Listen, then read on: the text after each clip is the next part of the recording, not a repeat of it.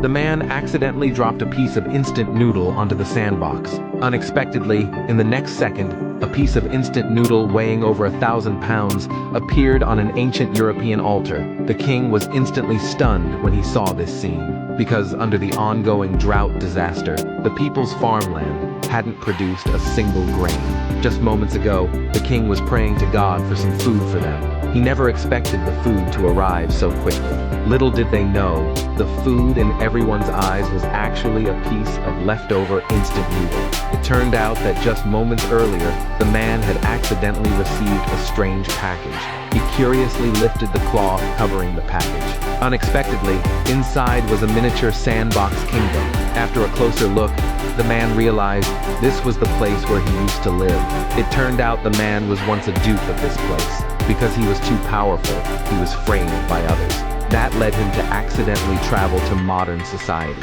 Meanwhile, the king was leading the people in praying to God for food. Because the nation was being invaded by outsiders, if they didn't have food, it would be hard for them to survive. Just as they finished praying, a giant piece of noodle crumb fell to the ground. The maid stepped forward to examine it. She found it smelled good and believed it was food gifted by God.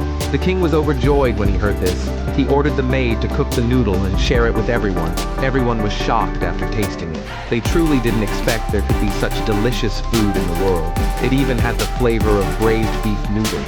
But the earl nearby didn't believe it could be that amazing.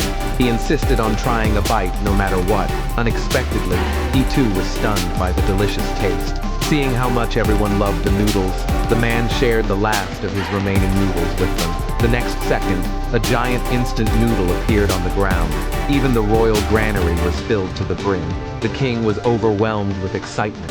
As long as they had this giant noodle, their country would be saved. Just as everyone was rejoicing, a knight came to report. The enemy was leading 100,000 knights to attack them again, and this scene was also seen by the man. He remembered he had already defeated the enemy while alive. He didn't expect that after his death, the enemy would dare to attack his country again. He said he would teach the enemy a lesson, but thinking their weapons were too advanced, the man hurried out to find weapons to fight back. But just minutes after he left, the enemy had already breached the castle. Seeing that they couldn't protect the castle, the king was deeply remorseful. He thought that if the duke were still alive, their country would never have been bullied.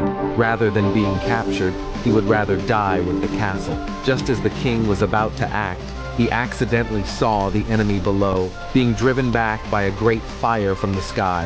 It turned out the man was behind it all. Seeing the enemy still not retreating, the man threw a few firecrackers into the sandbox. Explosions broke out on the battlefield immediately. The enemy leader thought it was magic. They were so terrified, they fled the battlefield. The king thought God had blessed them, so he knelt to thank God. But this scene was seen by the man. Seeing the king worshiping him, the man called out in a panic. Unexpectedly, the king heard the voice. She thought the late duke had become a saint, who was now protecting them from the heavens, so she set up an altar to thank the duke again. But in the next second, the man couldn't hold back and sneezed. The air blast caused a strong wind to blow, blowing the duke's helmet to the ground. Then, miraculously, it appeared in the man's hand. Everyone thought it was the duke responding to them, so they sent in lots of gold, silver, and jewels to worship the duke. It was only then that the man realized that their two worlds could actually connect. And right at that moment, the man's landlord heard strange sounds inside. Thinking a thief had broken in, she tried to open the door to check. Luckily, the man stopped her in time. It turned out the landlord had come to collect the rent.